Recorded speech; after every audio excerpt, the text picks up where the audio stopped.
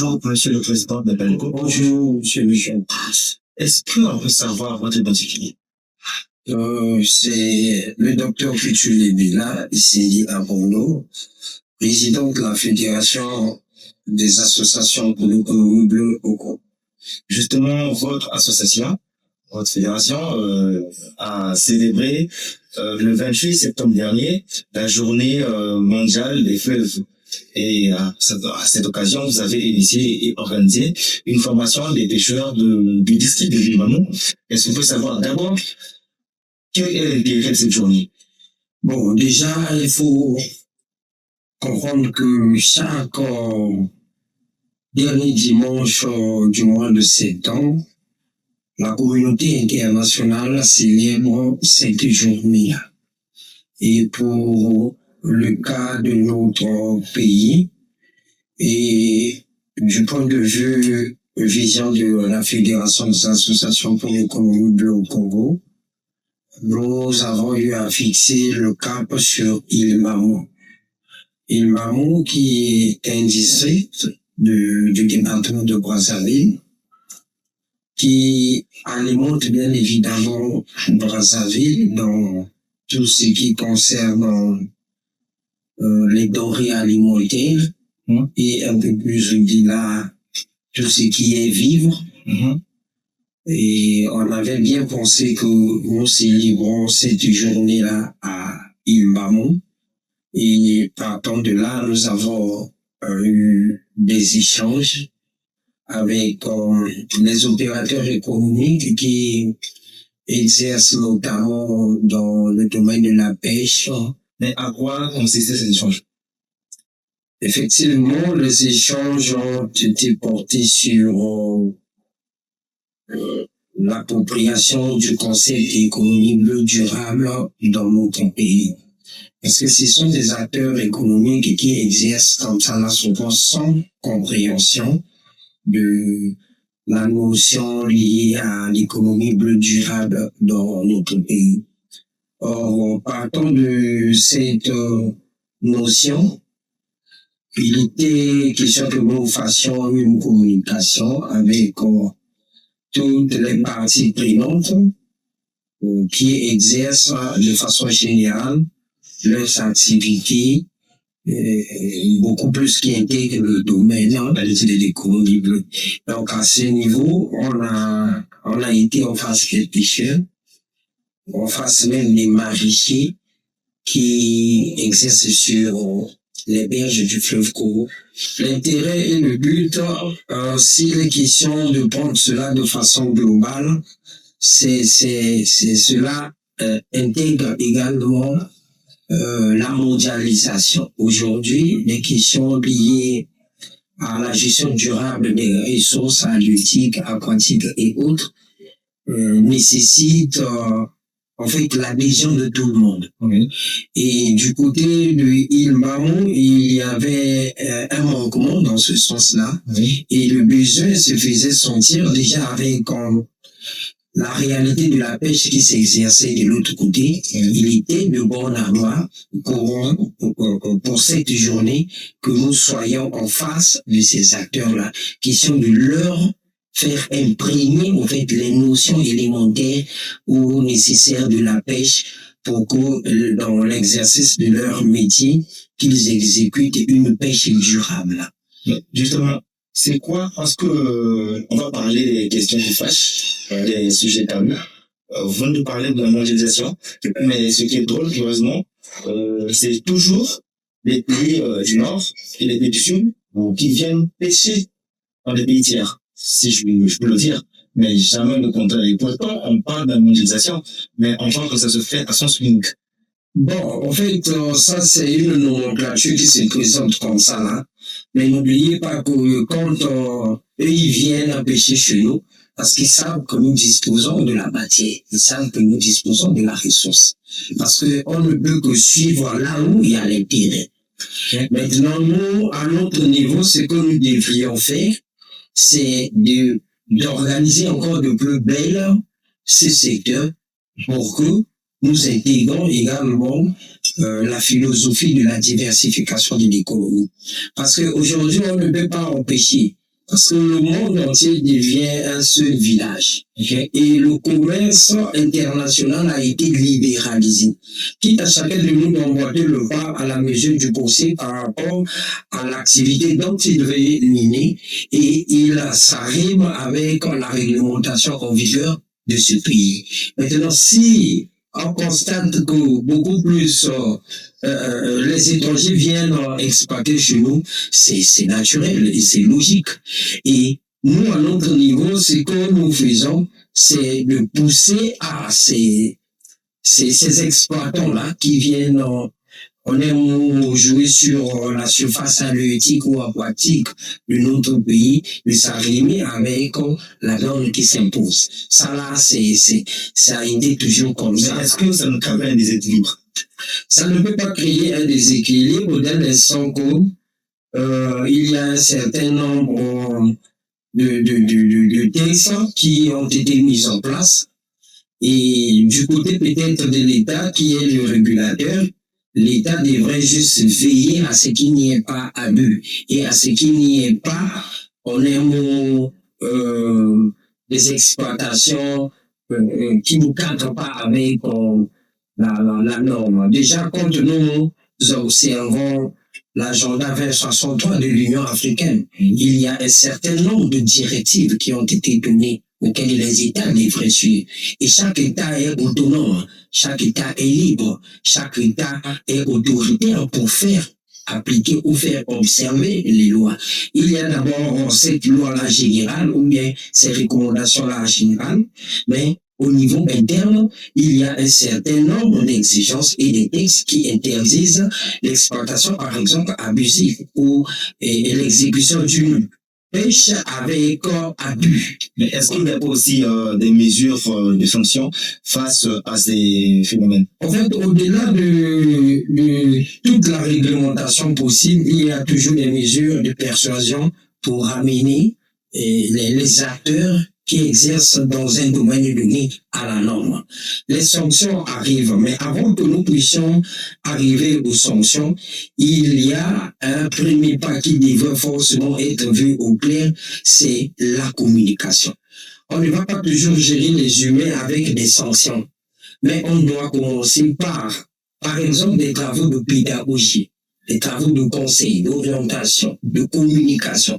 À ce moment, comme nul n'est censé ignorer la loi, s'il y a la loi qui se présente devant vous et vous jouez dans le cadre d'être en conflit avec cette loi, à ce moment-là, il y a un certain nombre d'exigences ou des mesures pour juste vous ramener à l'ordre. Ça là, c'est des choses qui sont connues comme ça là, un peu partout.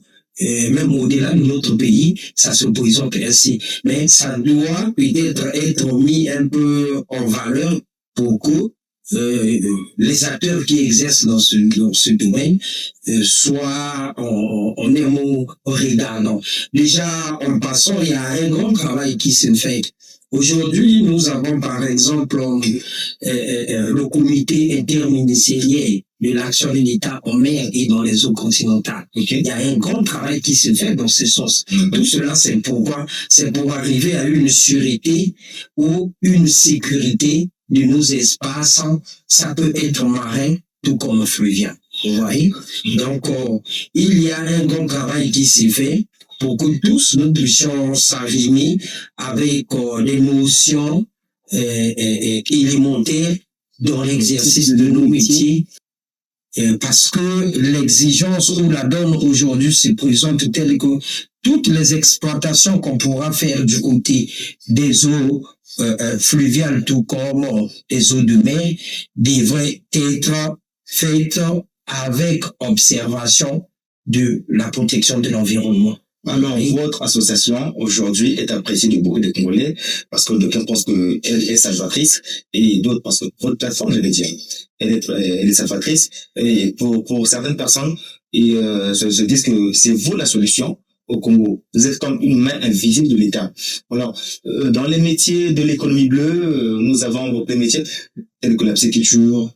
Est-ce que vous pouvez nous en dire davantage les bénéfices Bon, déjà aujourd'hui, si nous prenons par exemple la pisciculture, il y a de ces technologies aujourd'hui sur l'élevage des poissons dans des milieux hors le fleuve, tout comme hors la mer. Et vous allez entendre parler de la pisciculture urbaine, ou la pisciculture hors sol. C'est quoi la différence? Voilà. En fait, pisciculture hors sol ou pisciculture urbaine, c'est une pisciculture qui s'exécute en dehors des espaces réservés dans la reproduction des poissons. Aujourd'hui, par exemple, vous pouvez avoir une parcelle chez vous, très éloignée même du fleuve, mais on peut arriver à élever des poissons, faire la reproduction des poissons en créant juste des bacs dans la parcelle et on peut élever les poissons dans l'enceinte même de cette parcelle. Est-ce que les coûts ne sont pas élevés? Les coûts ne sont pas élevés parce que il y a d'abord, avant de mettre en place un tel projet, il y a une étude qui se fait. Et il y a des sachants sur ces questions-là qui pourront vous dire, avec telle espèce, on peut jouer à ça dans tant de périodes données, on peut déjà passer à la vente. Avec telle espèce, on peut jouer à ceci avec telle période par rapport aux quantités ou la dépense que vous aurez à faire par rapport au ravitaillement sur des questions liées aux aliments, aux aliments nutritionnels de ces poissons. On peut atteindre tant de kilos par jour par rapport à la quantité ou à l'espace que vous occupez, vu la quantité des poissons. À ce moment-là, autour de 30 jours, on peut se retrouver à telle quantité par rapport à ce que vous aurez à faire. Et quand il s'agirait peut-être de vendre, vous n'allez pas faire, en fait, une activité nulle. Voilà. Parlons de poissons aujourd'hui. Parlons de poissons aujourd'hui, vous vous rendez compte avec moi que le fleuve Congo, il y a un certain nombre d'espèces qui ne cessent de disparaître. Or, avec des élevages à cages flottantes, facilement on peut augmenter la reproduction des poissons. Vous voyez? Et parce que avec ça, on tient compte également de la protection de l'environnement. Oui. On tient compte des exigences liées à la pollution et ainsi de suite. Donc aujourd'hui, tous les mécanismes sont au point. Ça nécessite aujourd'hui juste de vendre la destination Congo parce que nous disposons des eaux. N'oubliez pas que le fleuve Congo, c'est le 10e fleuve. Après l'Amazonie. Voilà. Donc du coup, c'est une ressource importante qui devait être exploitée ou gérée de façon rationnelle pour que les générations d'aujourd'hui puissent maximiser le profit de cette ressource-là. Et donner également la main aux générations futures d'en bénéficier également quand ils seront aux affaires. Mais aujourd'hui, la population congolaise compte vraiment sur vous. Comme je viens de le dire tout à l'heure, que vous avez des solutions salvatrices pour pallier le problème d'alimentation halieutique au Congo. Par exemple, aujourd'hui, nous avons le poisson, le nzombo, comme on peut le dire, le nzombo, qui coûte entre 2500 et peut-être plus. Et la silure, mais pourtant, c'est pas les fleuves qui nous manquent, c'est pas les eaux qui nous manquent, mais comment est-ce possible que le poisson qui est pêché au Congo, qu'il puisse être consommé si cher, et comment est-ce que vous allez faire pour résoudre ce problème de la cherté du poisson au Congo? Bon, en fait, à ce niveau, il faut observer beaucoup plus la capacité d'adhésion dans ce secteur.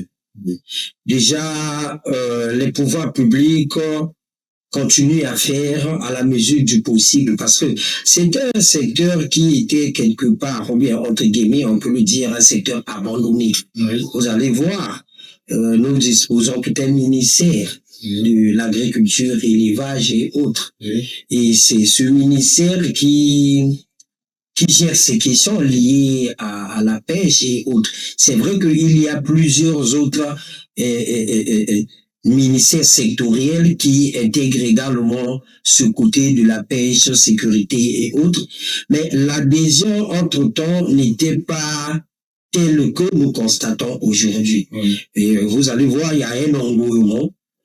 et un accompagnement qui se fait voir sur le terrain.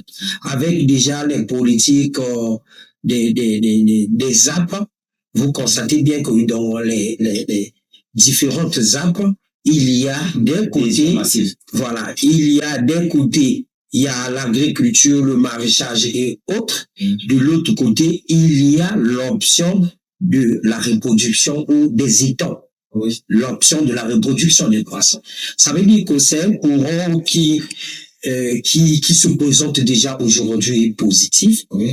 Et à ce moment-là, nous, en tant que plateforme dédiée et qui permet réellement de prendre la philosophie ou les décisions des gouvernants et faire balancer ces décisions-là ou cette compréhension-là des décisions des gouvernants du côté des populations qui exercent dans ce sens, nous leur encourageons. Et il y a toujours des cris de cœur que nous ne sommes pas trop accompagnés à la même image que ceux qui font l'agriculture, par exemple. C'est vrai, ces cris de cœur-là, le gouvernement a ces cris de cœur-là en met. Mais c'est juste un problème de planification, un problème de temps et un problème d'agressivité dans cet accompagnement. Mais nous croyons que tel que le gouvernement a emboîté le pas déjà à l'assistance et à l'accompagnement, nous pensons que si cela peut perdurer dans le temps et dans l'espace, nous allons rattraper ce qu'on comptait un peu raté. Donc, on aura l'autre là, si vous voyez bien, le ministre de l'Agriculture, de la Pêche et l'Élevage et autres, le professeur Paul Valentin Goubo, il était entre-temps à Mosaka, vous voyez. Et je pense qu'il y a de cela un mois comme ça, il se retrouvait dans le Grand Niagara. D'accord. Voilà. Donc, les pêcheurs qui sont dans le Grand Niagara, ceux qui sont en train d'exécuter aux activités de pêche et autres, du côté de Nyanga et autres, on a tous suivi comment est-ce que le gouvernement est parti faire les dons de l'autre côté. Donc, on se dit, le message arrive. Et nos plaidoyers atteignent également le cœur de nos décideurs. Parce que quand il y a des réponses déjà comme ça, là, il faut saluer. Il faut saluer ces initiatives-là. Okay. Et ce qu'il nous reste à faire, c'est de maximiser maintenant pour que, dans 2 matins, le Congolais puisse avoir accès aux poissons à un prix aussi élémentaire. Voilà. Mais alors, aujourd'hui, il y a beaucoup de jeunes qui visent seulement la fonction publique. Ils ignorent le secteur halieutique, notamment la pêche. Et vous, étant que un cadre du domaine, qu'est-ce que vous pouvez leur dire et comment est-ce que vous pouvez leur montrer les opportunités, les métiers ou encore les opportunités du secteur halieutique? Déjà, en fait, les jeunes qui raisonnent comme ça là, en fait, c'est pas de leur faute comme tel, mais il faut se dire que l'ignorance, c'est un danger parce que quand on ignore un peu les bienfaits liés à la pêche, on semble ignorer les bonnes choses aussi. Et cette question nous a été toujours rappelée et à chaque fois quand nous descendions sur le terrain, on est toujours en face de ces questions similaires. Les acteurs économiques qui émergent dans ce sens supposent que c'est une activité banale. Ils sont minimisables, réservés aux paysans, réservés aux gens qui sont inutiles dans la société. Or, c'est le contraire. Et quand nous arrivons devant ces opérateurs-là, on élève toujours l'équivoque pour leur dire que vous êtes des acteurs essentiels pour le développement de notre pays et vous contribuez énormément à la diversification de notre économie. Parce que sans vous, le bureaucrate, je ne sais pas, l'homme politique, un activiste donné ne pourra pas avoir le poisson sans vous. Et même les ministres qui nous accompagnent, qui nous dirigent, nos dirigeants, Oui. Aujourd'hui, la philosophie se présente telle que on devrait manger bio, mais on doit manger bio avec l'accompagnement de qui? Mais on ne peut pas manger bio tel que dans le cadre des denrées alimentaires issues du secteur fluvial, sans pourtant que votre partition soit mise en jeu. Donc vous êtes appréciable. Même si vous ne voyez pas cela, mais nous vous donnons des exemples. Il y a des citadins, il y a des gens, après avoir gagné leur bac, ils partent à l'étranger pour aller se former sur la pêche. Ils reviennent ici, les inspecteurs de pêche. Donc aujourd'hui, être pêcheur, c'est pas une activité ou bien une profession minable. C'est vrai que vous n'exécutez pas le même degré de la pêche, mais vous êtes dans l'application de cette pêche-là. Au-delà même de ceux qui vont faire les études, qui ne bénéficient pas à 100% de toute la pratique possible que vous gagnez. Exactement. Vous voyez? Donc, on leur encourage dans l'autre là, faire la pêche, vous devrez faire cela avec conviction. Vous devez faire cela avec assurance. À ce moment-là, vous allez vous retrouver, vous allez gagner de l'argent, vous allez gagner vos vies à la sueur de vos fonds. Et au-delà, c'est que depuis que vous avez commencé avec votre activité de la pêche, vous vous rendez bien compte que vous envoyez vos enfants à l'école. Oui. Vous voyez? Donc, ceux qui sont un peu plus âgés aujourd'hui, qui gouvernent, beaucoup plus, c'est des gens qui ont été nés dans les villages ou dans les départements. Ils ont été des fils des pêcheurs, des chasseurs et autres. Ce n'est qu'avec la même pêche ou avec la chasse que leurs parents ont eu à élever ceux qui sont aux affaires aujourd'hui, les cadres aujourd'hui. Donc, vous ne devez pas voir la pêche comme une activité dérisoire, mais vous devez faire de la pêche comme une activité de professionnalisation. Et à ce moment, avec les formations, avec le coaching que la plateforme n'a jamais cessé de faire à l'endroit de ces acteurs-là, je pense que on sera tous à l'aise et chacun pourra gagner sa vie par rapport à ce qu'il fait comme activité. Et aujourd'hui, il y a des témoignages dans ce sens. Il y a des témoignages. Depuis 2019 que nous avons mis en place cette plateforme, et la plateforme fédérale aujourd'hui a 36 associations.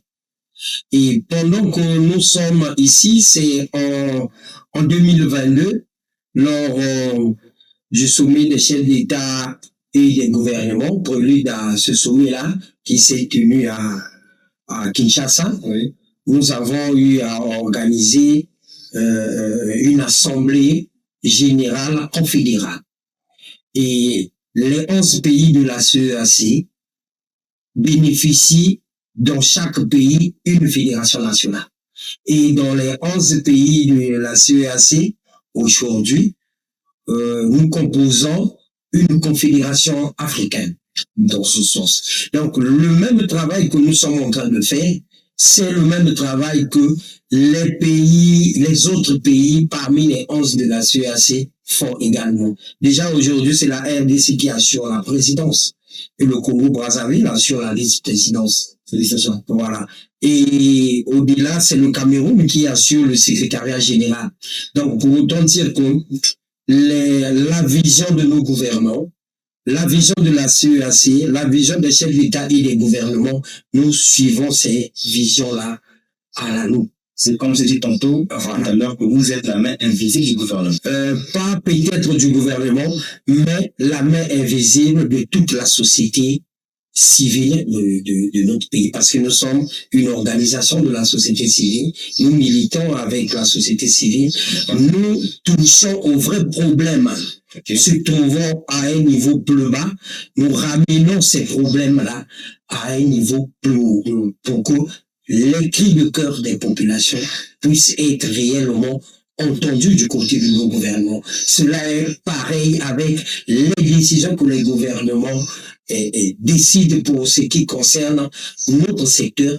Nous ramenons ces décisions-là à un plus bas niveau pour que les acteurs qui exercent à ce niveau bas-là puissent comprendre ce qui est vraiment de la volonté du gouvernement ou de nos dirigeants à leur endroit. Mais à l'île Mamou, est-ce que c'est une première fois que ces populations, ces pêcheurs puissent bénéficier de votre formation? À l'île Mamou, c'est pas une première fois, mais pour cette journée, on avait pensé de façon additionnelle de repartir encore à l'île Mamou. Pourquoi?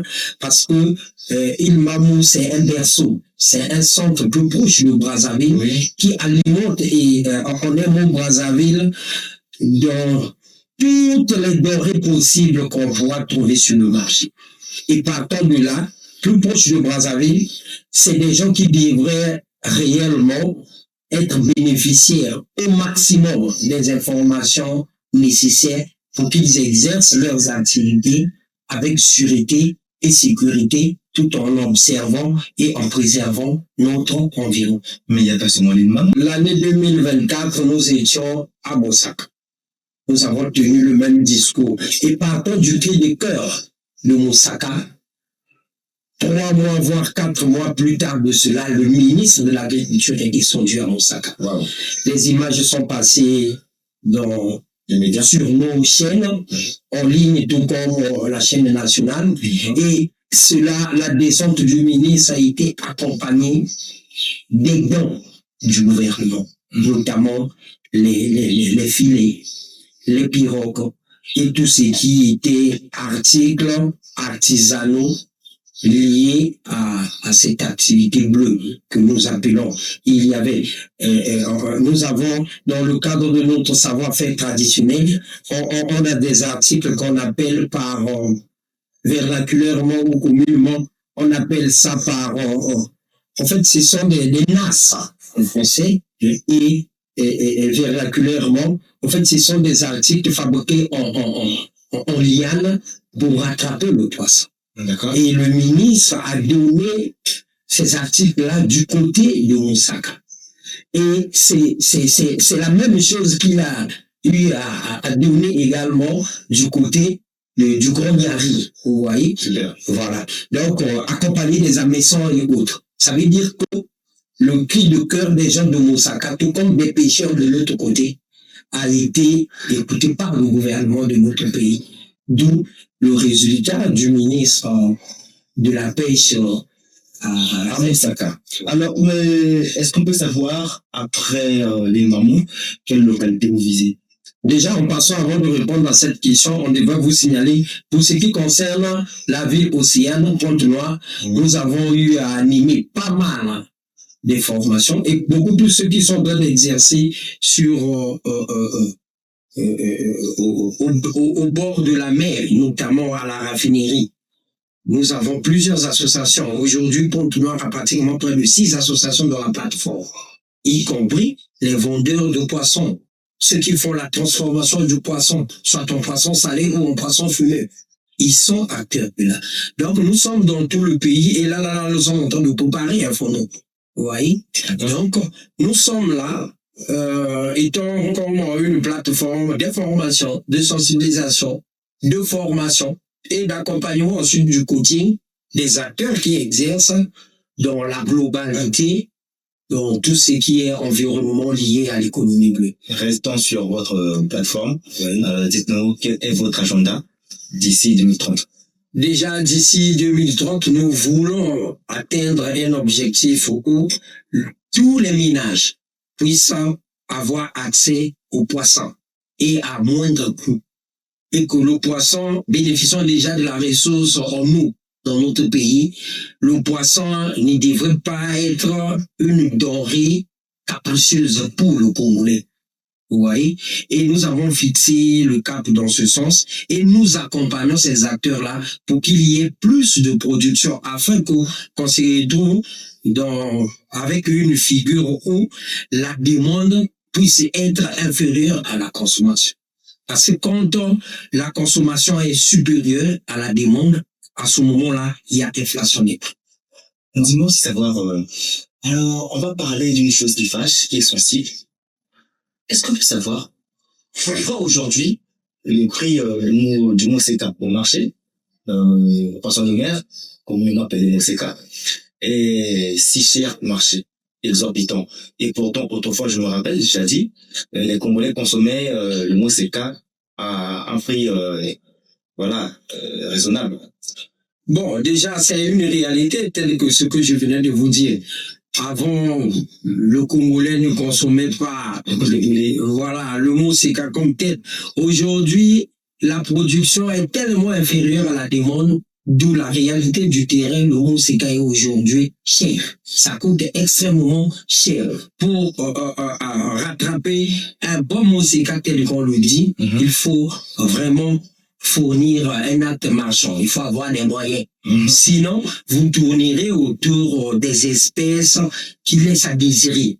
Vous voyez? Tout cela, pourquoi? Parce que la production est inférieure à la consommation. Alors, on doit plus produire pour qu'il y ait diminution, cassure des prix sur le marché. Cela est pareil avec les denrées issues du fleuve Congo ou issues des eaux continentales. Quand la demande est supérieure à la consommation, je vous assure, le marché augmente le prix. Le marché abuse avec les prix. Donc, il faut casser cela en encourageant, en accompagnant ces acteurs-là pour qu'il y ait plus de production. À ce moment-là, les demandeurs seront à l'aise puisqu'il y aura la marchandise sur le marché. Le président, il y a aussi des métiers parallèles. Il n'y a pas que la pêche. Il y a aussi l'agriculture maritime. En fait, quand on voit le maraîchage, tout ce qui est activité des maraîchers au bord, que ce soit du fleuve et des lacs et autres, en fait, ce sont des activités qui intègrent le domaine de l'économie. Parce que la CEAC a fixé pratiquement près de 24 programmes pour le développement des activités liées à l'économie. Est-ce qu'on peut savoir? Et on rend compte également, il y a déjà le programme lié à la protection et à l'accompagnement des activités halieutiques et aquatiques. Il y a par exemple un programme lié au transport fluvial durable. Il y a par exemple un programme sectoriel tel que l'observation des mesures de protection sur les érosions.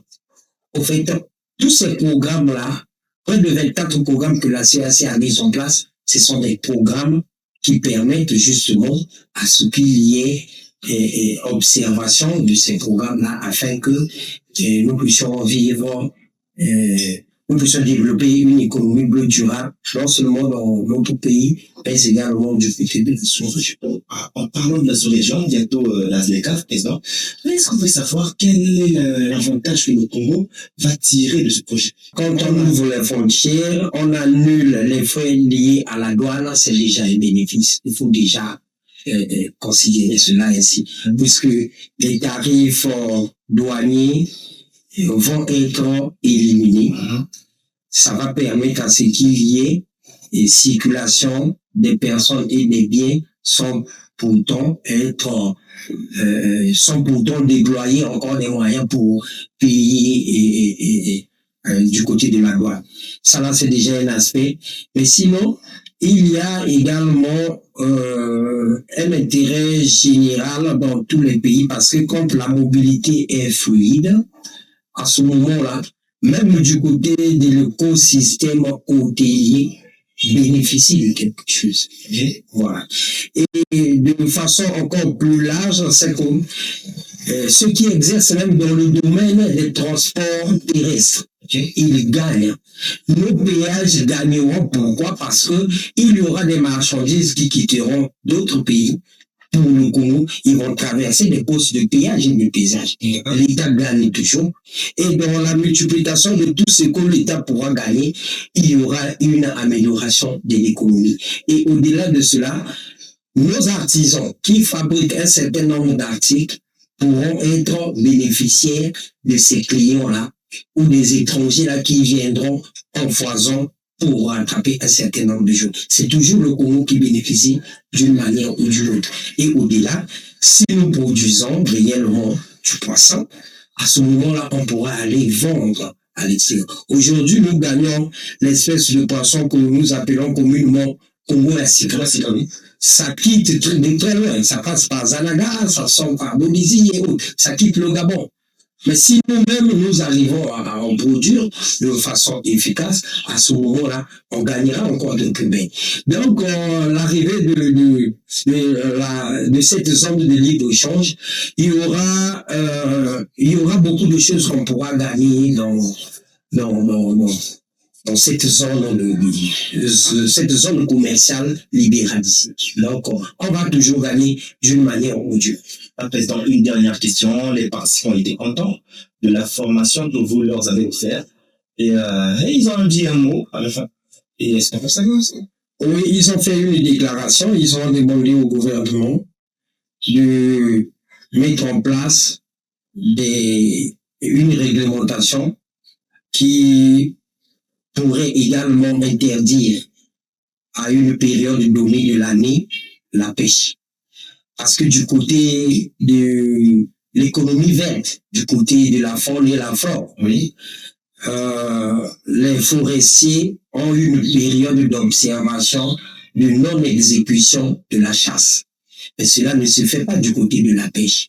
Et dans les déclarations, ils ont émis ce souhait-là au gouvernement pour qu'on laisse le temps aux poissons de se multiplier. Merci, Monsieur le Président de la FNOCO, Bella, et nous arrivons au terme de notre mission. Nous vous disons au revoir et à nous revoir prochainement. Merci.